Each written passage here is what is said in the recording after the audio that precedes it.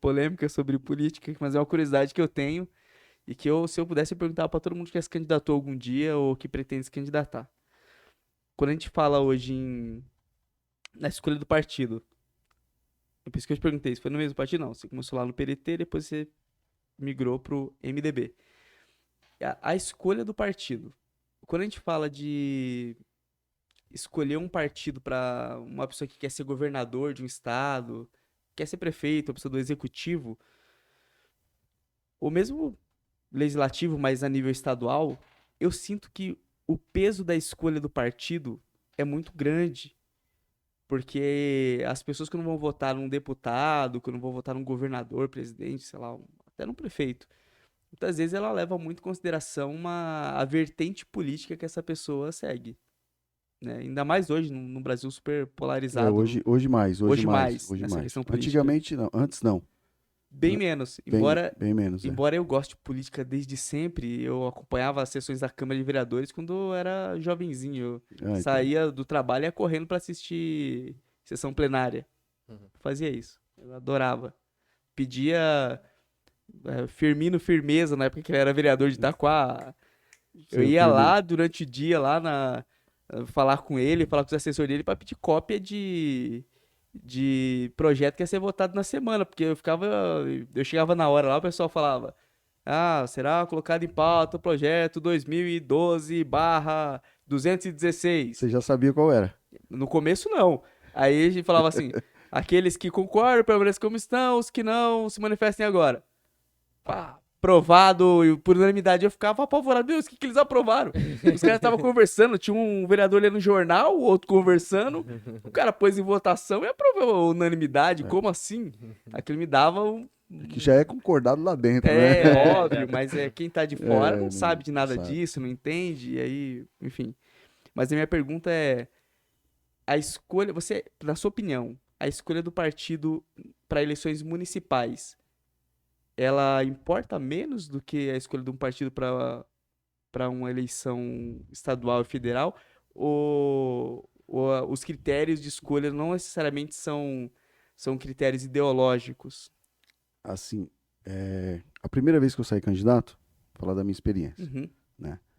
Eu saí, tive alguns, ficaram sabendo que eu estava querendo sair candidato a vereador e alguns presidentes de partido veio me procurar. E hoje o secretário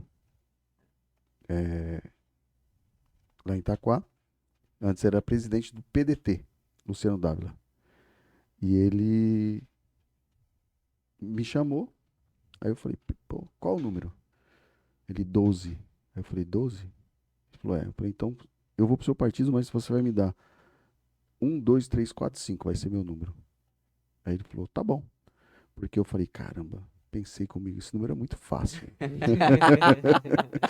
Então eu não fui por partido, não fui por. Nem sabia qual que era a Não, ideologia não do sabia partido. Isso. E sabia qual era a sua ideologia? Então. Que é Aí, uma pergunta que eu, assim... sim, eu sou de direita.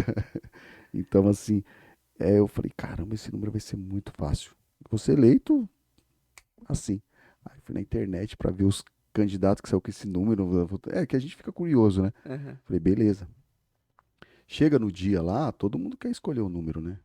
Aí eu falei, caramba, agora vamos ver. Ele falou, fica sossegado que o número é seu. Quando chegou no dia, tinha uns 5 querendo o mesmo número. Falei, meu Deus, quero ver se ele é bom é agora, se ele vai segurar a palavra. Aí ele falou, não, o número do Renato Alencar, esse número foi um acordo que eu fiz com ele para ele vir pro partido, que eu sei que vai ser um rapaz que vai puxar voto e tal, aquela. Inclusive foi o mais bem votado do partido, né? E aí na segunda vez, aí eu já estava entendendo um pouco mais, não entrei devido não ter batido o coeficiente do partido, porque tem que bater o coeficiente dos candidatos para poder dar. Você sabe como funciona. Uhum. E aí eu fui escolher o partido. Aí eu fui ver quais eram os candidatos que tava no partido, como que ia ser. Aí fui fazer a conta dos cara que já tinha saído candidato, vai bater e tal. Então aí eu fui pro MDB. Inclusive, Luciano Dávila depois foi presidente do MDB também. E aí Legal, saí. você já tem uma história com o Já, Luciano aí. Luciano, gente boa demais, é amigo meu. E aí saí pelo PDT, pelo MDB. E é um partido, assim, que é muito bom. Hoje teve 2 vereadores na outra eleição e 2 vereadores nessa eleição, assim. Mas hoje, voltando à pergunta que você fez, para o município, para o vereador, é muito assim, ele vai ver o partido que ele vai estar, se é de direita, se é de esquerda, se é a ideologia dele. E desses partidos, ele vai escolher o partido onde vai ter um vereador forte que vai puxar voto e os outros que é a escada, que o resto todo mundo é escada, mas você tem que estar sempre querer tá lá em cima na escada. E você fala, meu, eu acho que eu consigo. Então eu vou nesse partido. Que aí tem um partido que é o partido mais forte, onde tem os dinossauros que a gente fala, que é os caras fortes de voto que estão lá há 2, 3, 4 Uhum. mandatos, que também não adianta você ir para esse partido, porque você não vai ter mais voto que esses caras, depende do trabalho que você vem fazendo. Mas quem nunca entrou, então a gente não mede o voto, aí você aumenta mais ali 30%, eu não vou conseguir chegar. Mas para vereador municipal, é mais o grupo, né? Que aí fecha o grupo ali, e aí você vai ver o partido que você vai entrar, quem vai concorrer com você. Porque são 19 cadeiras.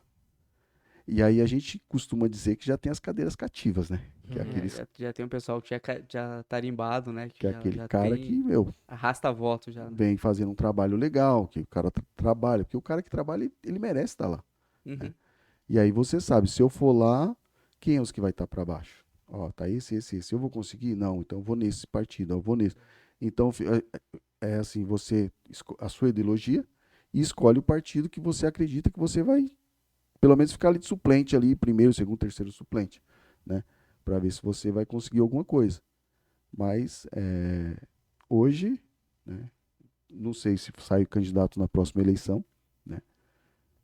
Graças a Deus a minha família me apoia muito, a minha esposa me apoia, a mulher que está sempre decorrido esses altos e baixos da minha vida, lembrando que minha esposa estava sempre comigo, né? Então assim, Desde o sempre primeiro acidente, ela já era casada. sempre me apoiou, né?